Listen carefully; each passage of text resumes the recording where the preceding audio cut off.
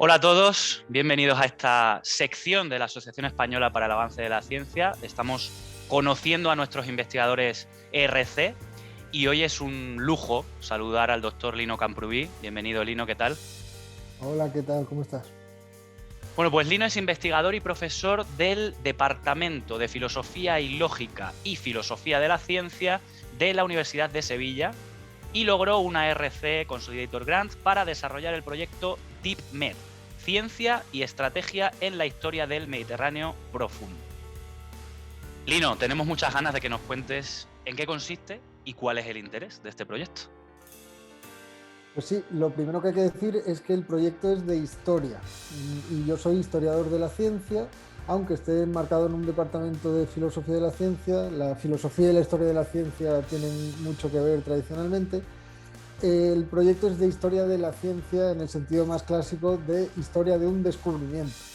Normalmente se hablaba, ahora ya un poco menos, pero en historia de la ciencia, pues el descubrimiento de la teoría de la evolución, el descubrimiento del electrón, cosas así.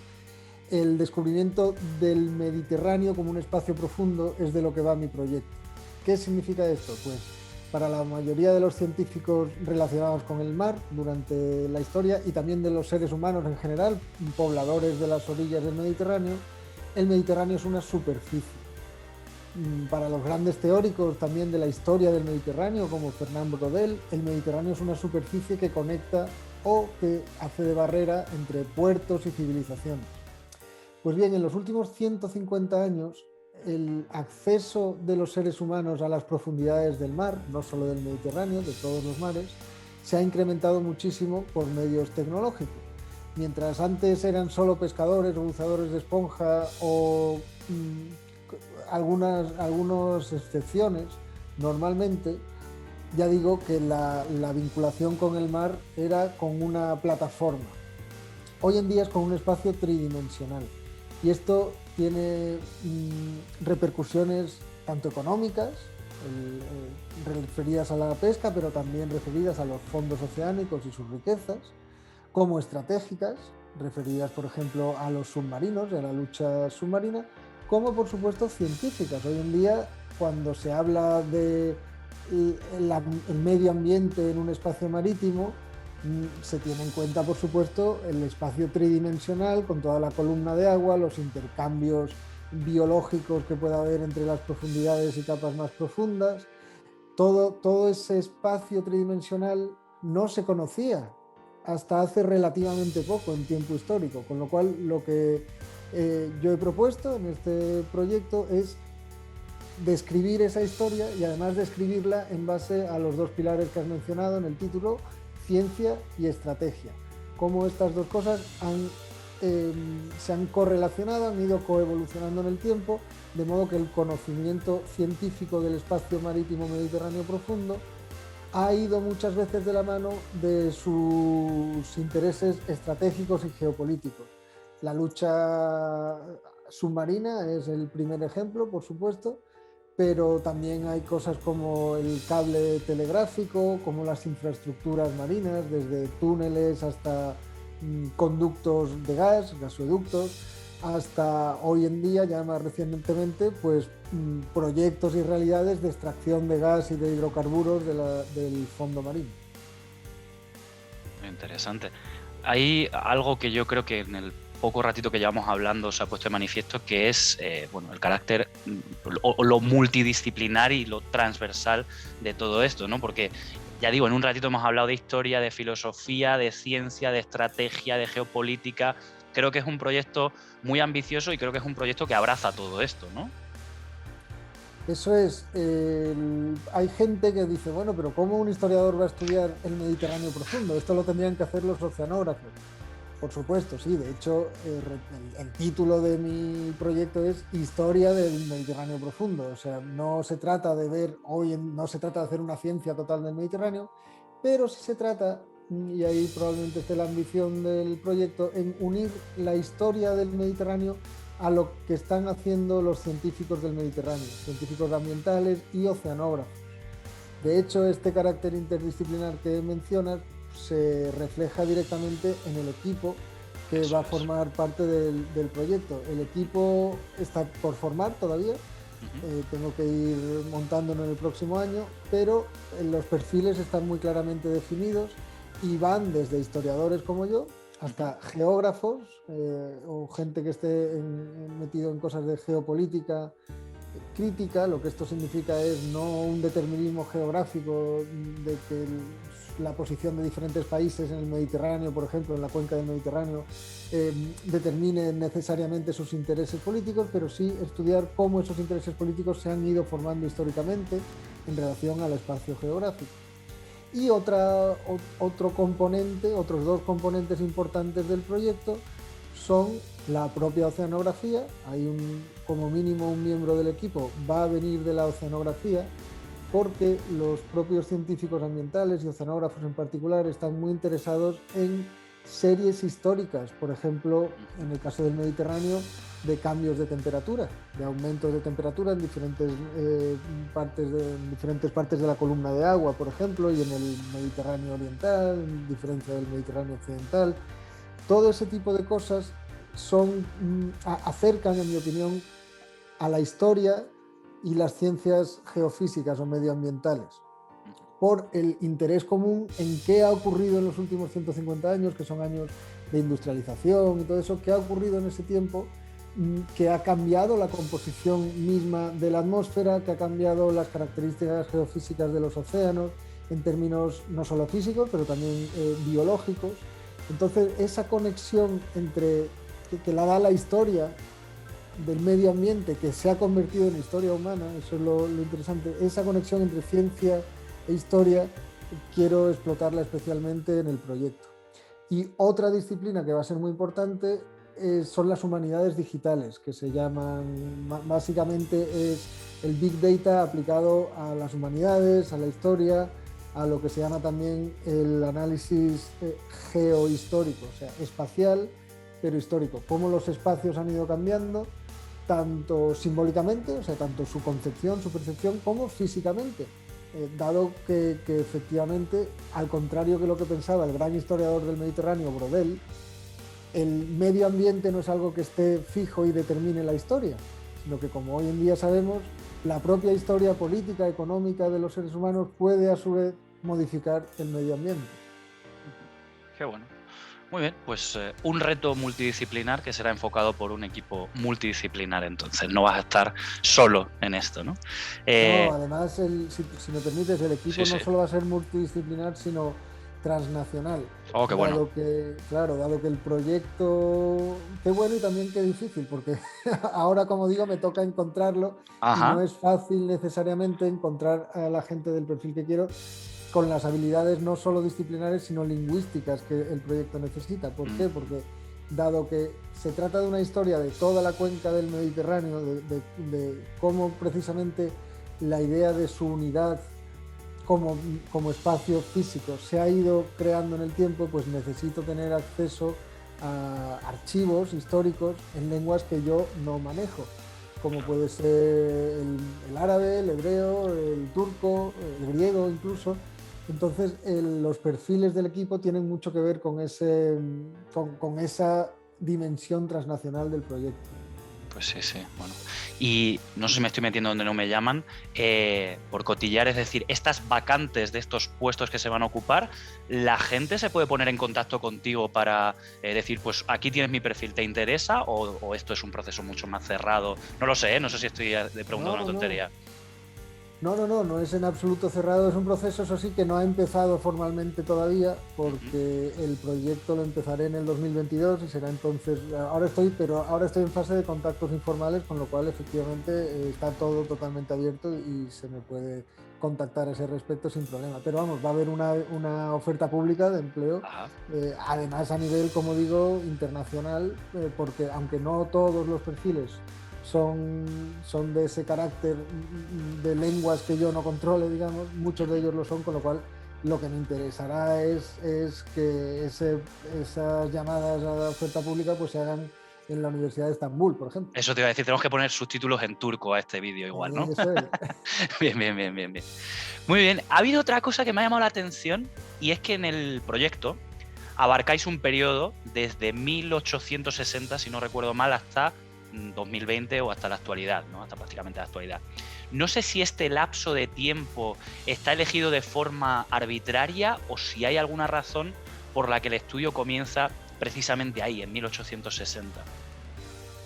Pues sí, antes de ir al comienzo, voy a ir al final. Paradójicamente, termina en el 2020 porque la idea es que la historia del Mediterráneo influye o configura o influye en las configuraciones presentes, tanto científicas como geopolíticas, en el modo que tenemos de aproximarnos a este espacio, de entender este espacio, y además puede también servir para informar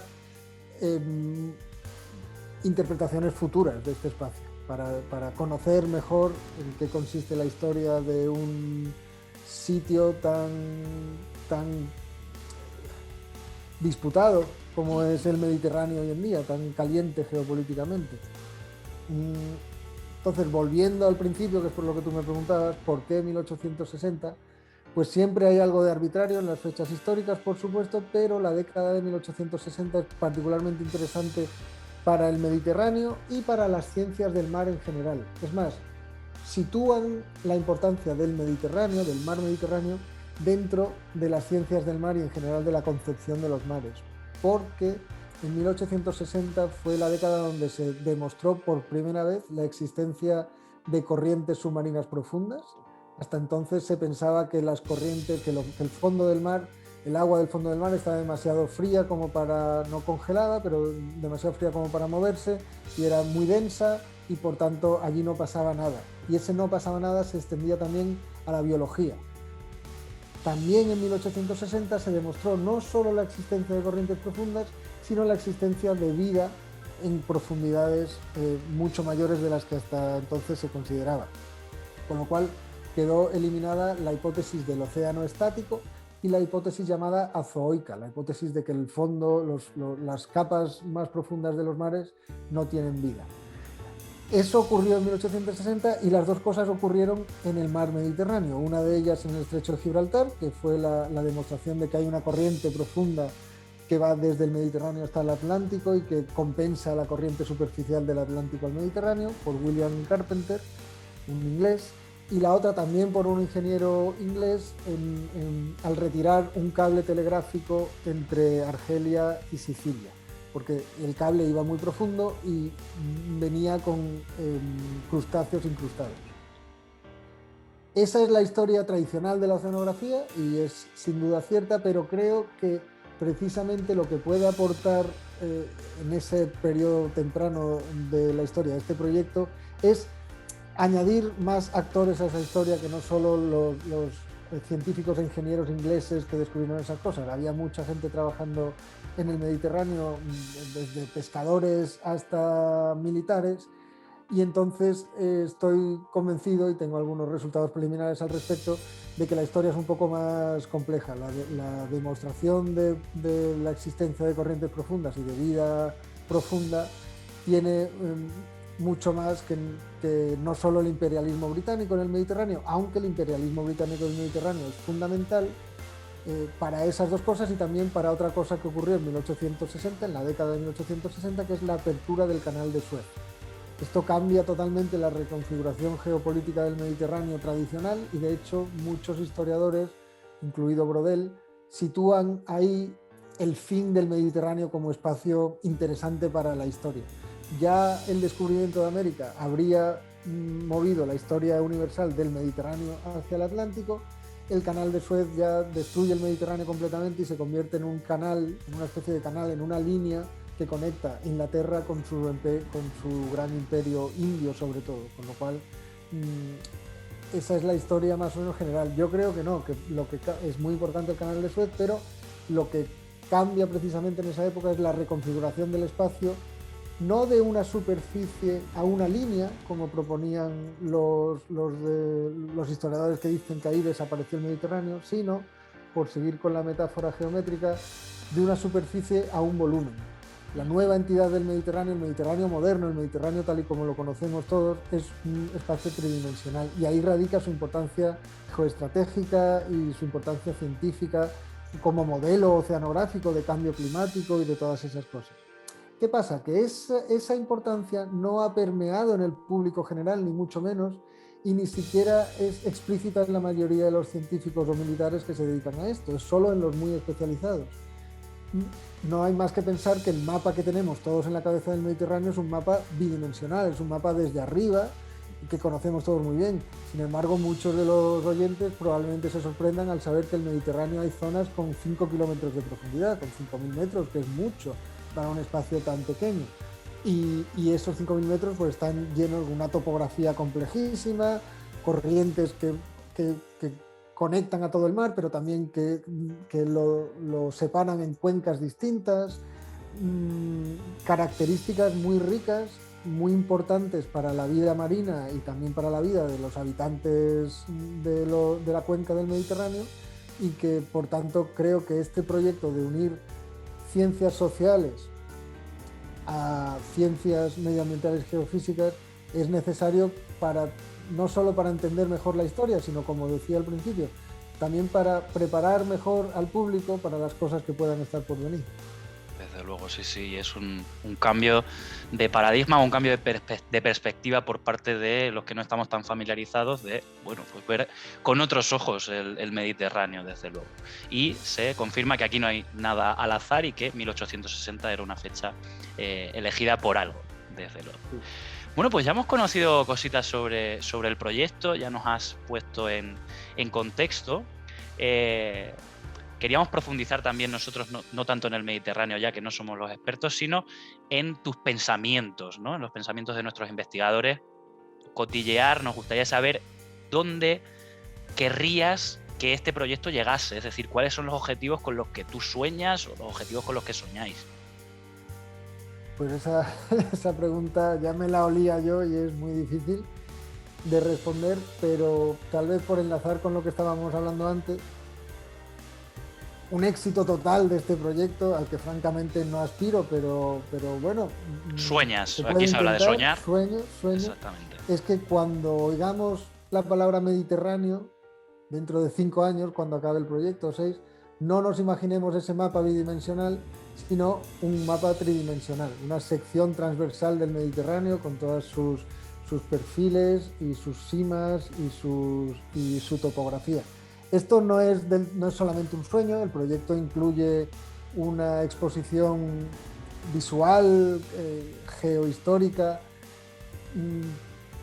en principio en 2 localizaciones, una es la Universidad de Sevilla y otra es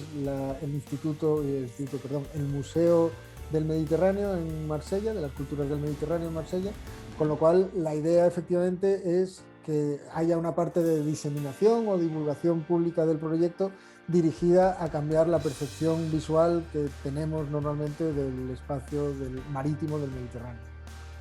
Genial, pues oye, yo creo que siguiendo este proyecto como nos gustaría seguir, que nos tengas también actualizado de las novedades, creo que sí que vamos a acabar comprendiendo bueno, pues todo lo que hay más que alrededor, dentro del Mediterráneo en este caso, ¿no? Pues por nuestra parte queríamos darte las gracias, quiero darte yo también las gracias personalmente por animarte a formar parte de esta iniciativa y de esta sección. Hemos conocido más sobre el doctor Lino Camprubí, hemos conocido más sobre el proyecto DeepMed y es un lujo poder contar con un investigador de renombre que ha conseguido algo tan grande como es una RC y que va a encarar un proyecto tan interesante y tan ambicioso como es DeepMed, como nos has contado en la charla de hoy. Así que muchísimas gracias por animarte, Lino, y ha sido un verdadero placer. Pues muchas gracias a ti, Diego, y además para un historiador de la ciencia participar en algo de la Asociación del Avance de las Ciencias, que tiene tanta solera en la historia de España y tanta importancia, pues el honor es totalmente mío, así que gracias. Muy bien, Lino, pues nada, duro ahí con el DeepMed, espero que formes un equipo extraordinario y que los resultados sean fantásticos también, así que nada, muchas gracias, Lino, nos vemos pronto. A vosotros, hasta luego. Chao, chao.